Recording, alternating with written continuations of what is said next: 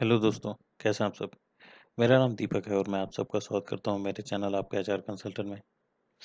दोस्तों, आज की इस वीडियो में हम लोग बात करेंगे कि आप लोग आज कुछ ट्रेंड देख रहे होंगे कि बहुत सारी कंपनियां जिन्होंने जो है कोविड के समय हायरिंग की थी, फिर उसके बाद लोगों को निकाला और अब फिर से जो है वो कंपनियां वापस उन्हीं एम्प्लॉय को जिनको उन कंपनियों ने निकाला था, उनको वापस बुलाना चाह रही हैं।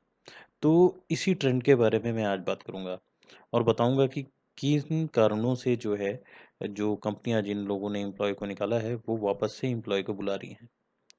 तो बने रहिएगा दोस्तों, चलिए शुरू करते हैं। सबसे पहले यहाँ पे रीज़न जान लेते हैं किन कारणों से जो है एक कंपनी जहाँ से एक एम्प्लॉय को निकाला जाता है वो वापस क्यों जो है अपने पुराने एम्प्लॉय को बुलाना चाहेगी।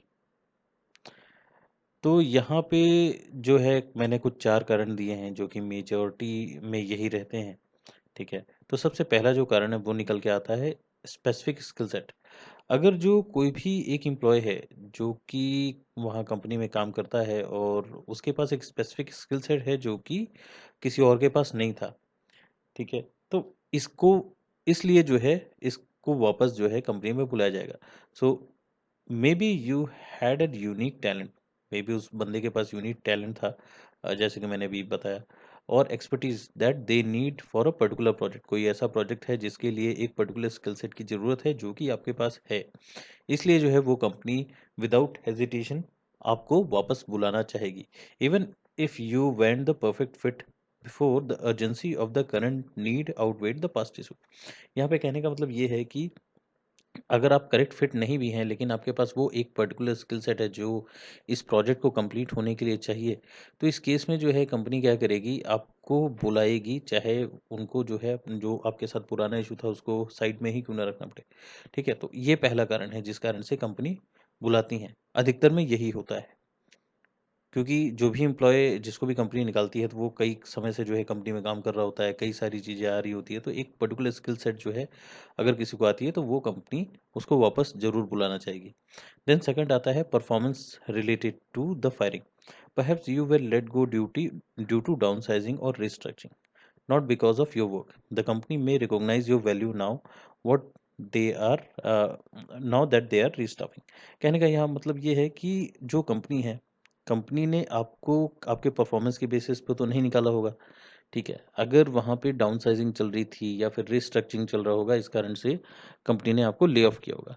अभी इस केस में जब कंपनी ने आपको ले ऑफ किया होगा तो वो आपके पुराने काम को देख के जो है आपका आपके काम को वैल्यू देके कंपनी वापस से जो है आपको रिहायर करेगी। तो ये दूसरा कारण होता है परफॉर्मेंस के बेसिस पे। देन तीसरा निकल के आता है strong candidate pool.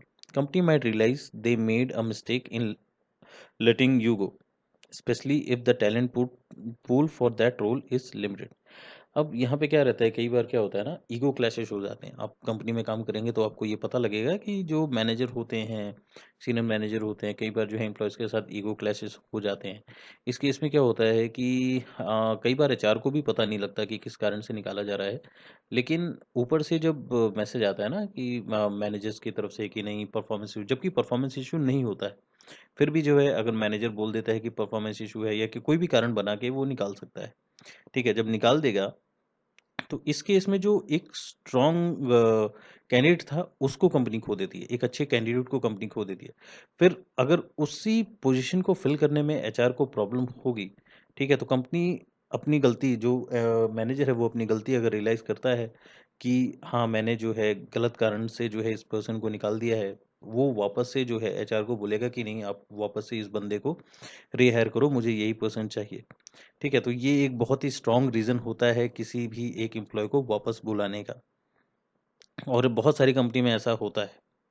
Then next है your reputation grows. Let's say आपको किसी कारणवश जो है कंपनी से निकाला गया, चाहे आपका परफॉर्मेंस बेसिस हो, चाहे डाउन साइजिंग हो रही हो, या रिस्ट्रक्चरिंग चल रही हो, जिस भी कारण से आपको निकाला गया है, लेकिन over the period of time आप कुछ समय बाद जो है मार्केट में अच्छा काम करने लगे, और आजकल तो लिंक्डइन वगैरह भी है, तो लोगों का जो है प्रोफाइल ऑनलाइन अवेलेबल है ही, तो लोगों को पता लगता रहता है कि अच्छा इसने इतनी वैल्यू ऐड कर ली, इतने इतना नॉलेज गेन कर लिया, इतने स्किल सेट्स उसके पास आ गए हैं, तो आपका जो विजिबिलिटी है ना मार्केट में वो ऑलरेडी है।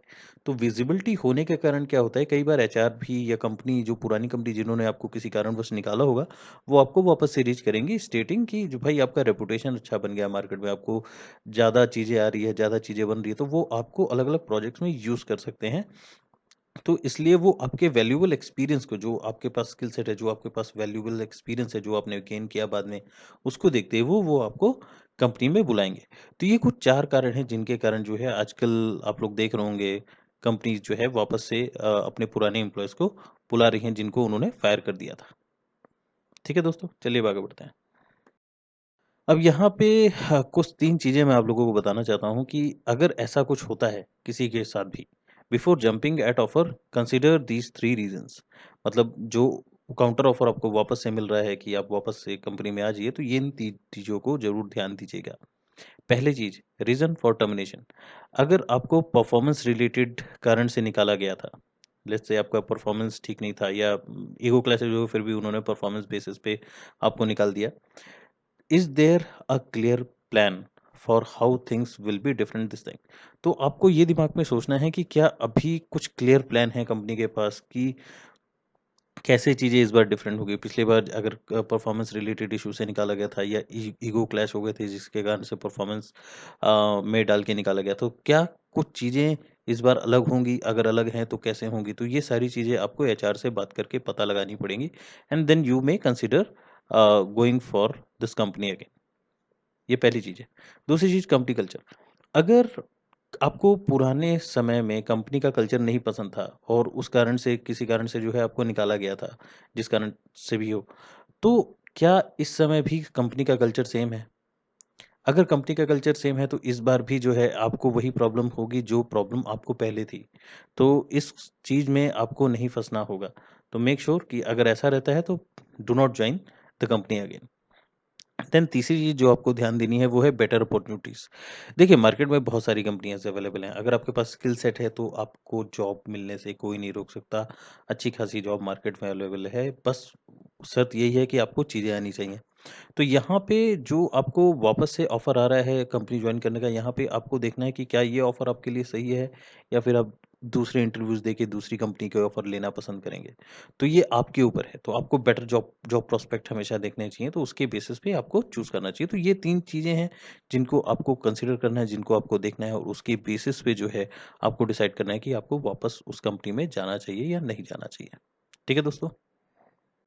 आशा करता हूँ कि आज का वीडियो आप लोगों को पसंद आया होगा। अगर पसंद आया है तो लाइक ज़रूर कीजिएगा, अपने ज़्यादा से ज़्यादा दोस्तों के साथ शेयर कीजिएगा और सब्सक्राइब करना मत भूलिएगा। मैं इसी प्रकार के नए-नए कंटेंट आप लोगों के लेके आता रहूँगा। बस अपना प्यार और शांति इसी तरह बनाए रखिएगा। मैं मिलूँगा आप लोगों से अगले वीडियो में, तब तक के लिए अपना ख्याल रखिएगा दोस्तों। धन्यवाद।